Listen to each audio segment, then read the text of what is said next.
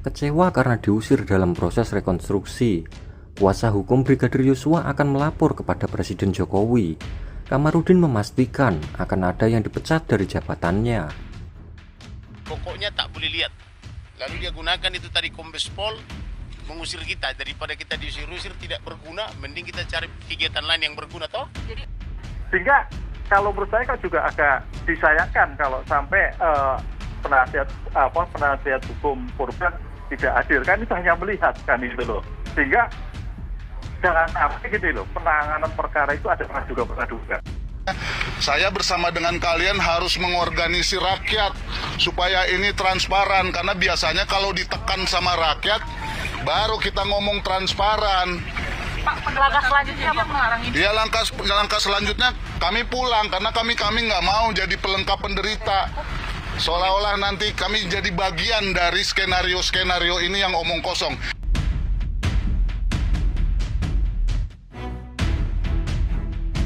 Pengacara keluarga Brigadir Yosua, Kamarudin Simanjuntak dan Johnson Panjaitan dilarang mengikuti proses rekonstruksi di rumah Verdi Sambo pada hari Selasa tanggal 30 Agustus 2022.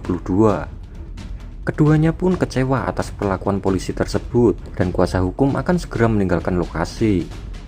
Kami harus pulang karena kami diusir. Dirtipidum Bareskrim Polri mengatakan kami tidak boleh masuk dan hanya boleh di luar, ungkap Kamarudin.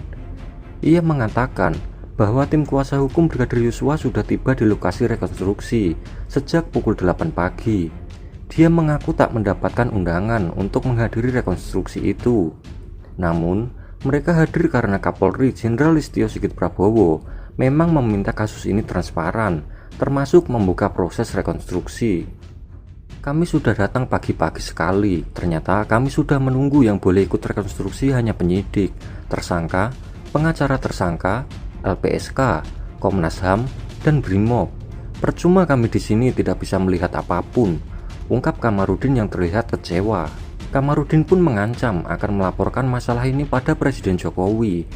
Menurut dia, harus ada yang bertanggung jawab atas peristiwa ini. Saya akan berbicara kepada Presiden atau Kemenko. Rencananya minggu ini harus ada yang diberhentikan dari jabatannya, jelas Kamarudin.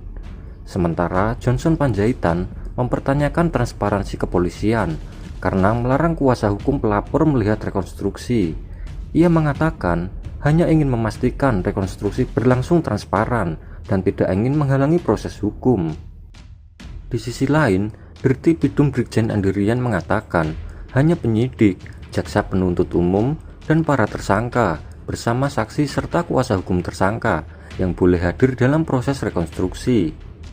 Rekonstruksi reka ulang ini untuk kepentingan penyidikan dan penuntutan, dihadiri oleh para tersangka dan saksi beserta kuasa hukumnya. Proses reka ulang diawasi oleh Kompolnas, Komnas HAM, dan LPSK. Jadi tidak ada ketentuan proses reka ulang.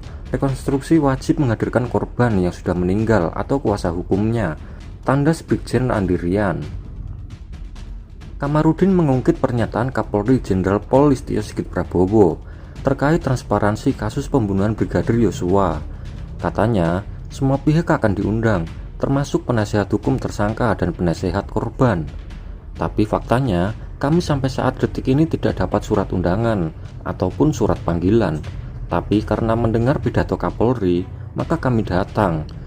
Ternyata memang benar kami sampai di sini tidak boleh lihat, ujar Kamarudin.